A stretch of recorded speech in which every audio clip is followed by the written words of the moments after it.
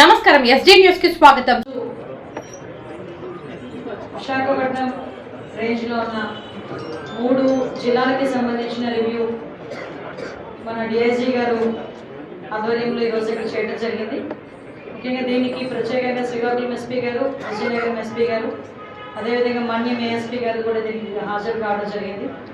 Especially మనందరికీ తెలుసు, day first నుంచి కూడా ఎన్డీఏ ప్రభుత్వం లా అండ్ ఆర్డర్ని కంట్రోల్ చేయడం కానీ women atrocities, women against crime తగ్గించాలని ఒకే ఒక ఉద్దేశంతో ఈరోజు పనిచేయడం మనందరికీ కూడా తెలుసు.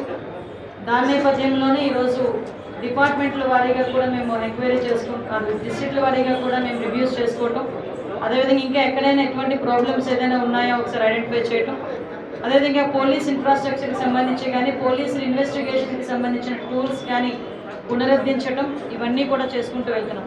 మీ అందరికీ తెలుసు, లాస్ట్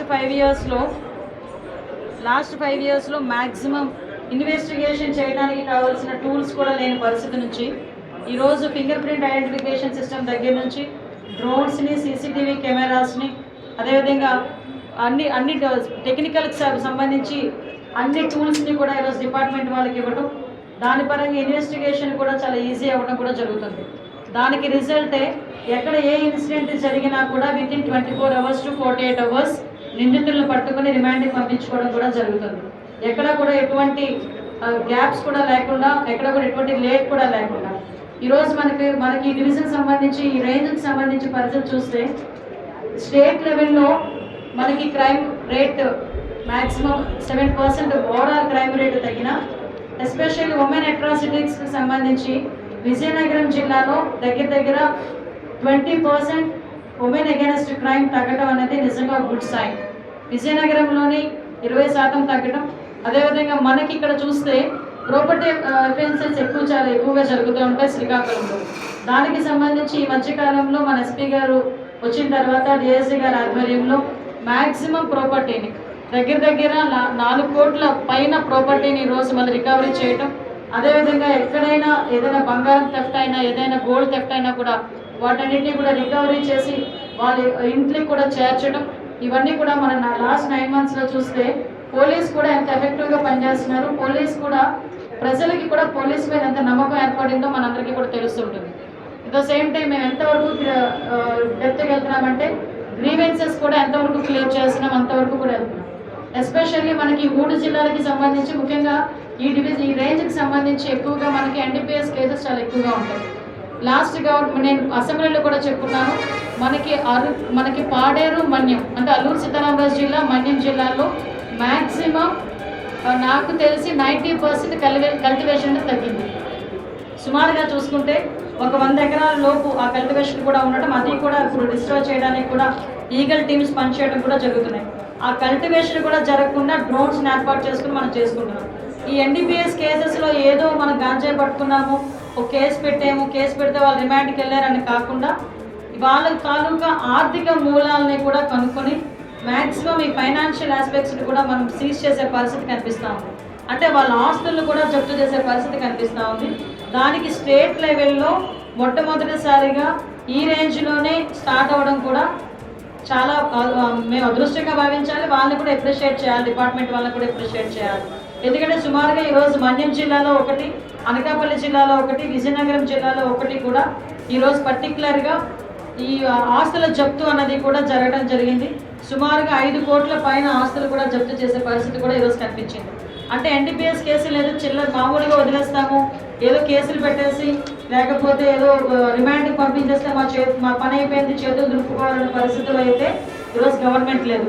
వాళ్ళ తాలూకా మూలాలని కనుక్కొని కింగ్ పిన్స్ ఎవరైతే ఉన్నారో వాళ్ళని పట్టుకొని వాళ్ళ తాలూకా ఆస్తులు కూడా జప్తు చేయడానికి ఈరోజు గవర్నమెంట్ సిద్ధపడింది. దాని కార్యరూపంలో కూడా మేము తీసుకెళ్తున్నాం. ఆ విషయం మీ అందరికీ కూడా తెలియజెప్తున్నాం. అదేవిధంగా ఎన్డీపీఎస్ కేసుల్లో కూడా ఇంతకుముందు కన్జ్యూమర్స్ని, అదేవిధంగా ట్రాన్స్పోర్ట్ చేసే వాళ్ళ మీద అన్ని ఎక్కువ కేసులు ఉండేవి కాదు. లేదు అనుకుంటే మనకి కల్టివేషన్ చేసే వాళ్ళ మీద అన్ని కేసులు ఉండేవి కాదు. కానీ ఇప్పుడు కల్టివేట్ చేసిన కన్జ్యూమర్ అయినా, ట్రాన్స్పోర్ట్ చేసినా, స్మగ్లింగ్ చేసినా, ఏం చేసినా కూడా కంపల్సరీగా కేసు బుక్ చేసి అది మళ్ళీ వాళ్ళు రిపీట్ అఫెండర్స్ కనుక అయితే ఇమీడియట్గా పీడీ యాక్ట్ కూడా మనకి పెట్టే పరిస్థితి కూడా కనిపిస్తాం.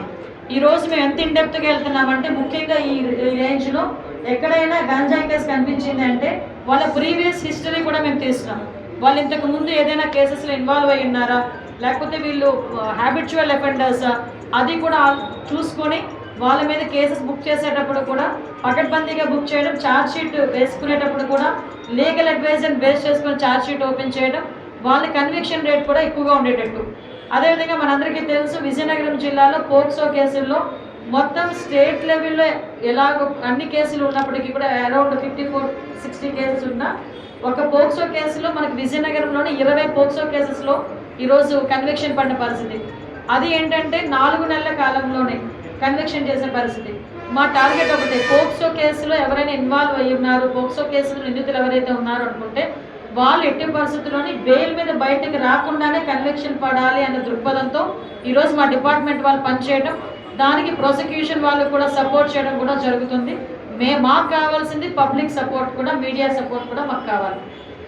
దాన్ని బేస్ చేసుకుని ఈరోజు ఎక్కడైనా సీసీ క్యామ్స్ ఉన్నా, లేదు డ్రోన్స్ పనిచేసినా మీరు చూసారు మా రేంజ్లోనే మొన్న ఇమీడియట్గా ఎక్కడో ఒక టెంపోలో లారీలో బోనెట్లో కూర్చొని మన దాని అంటే ట్యాంక్లో కూర్చొని ట్యాంకర్ ఆడుతున్నది కూడా మనం డ్రోన్ సహాయంతో పట్టుకొని వాళ్ళ మీద కేసులు బుక్ చేసే పరిస్థితి. అట్ ద సేమ్ టైం ఇప్పుడు ఉమెన్ సేఫ్టీ దగ్గర గురించి వస్తే ఈరోజు కొన్ని ఇనిషియేషన్స్ డైరెక్ట్గా మా ఐపీఎస్ ఆఫీసర్స్ ఇనిషియేషన్ తీసుకొని గవర్నమెంట్ నుంచి ఏదో ఆర్డర్ వస్తుంది అప్పుడే మేము చేయాలన్నది కాకుండా పబ్లిక్ సేఫ్టీ గురించి, ఉమెన్ సేఫ్టీ గురించి ఈరోజు మన్యం జిల్లా చాలా చిన్న జిల్లా, మన్యం జిల్లాలోని కూడా ఈరోజు మన అమ్మాయిల దగ్గరికి వెళ్ళి వాళ్ళకి సెల్ఫ్ డిఫెన్స్ ఎలా చేసుకోవాలి అన్నది కూడా వాళ్ళు ట్రైనింగ్ ఇచ్చే పరిస్థితి. At the same time eagle టీమ్స్ని ఏర్పాటు చేయడంలో కూడా స్టేట్ లెవెల్లో మన్యం జిల్లా 100% ఈగల్ టీమ్స్ని వాళ్ళు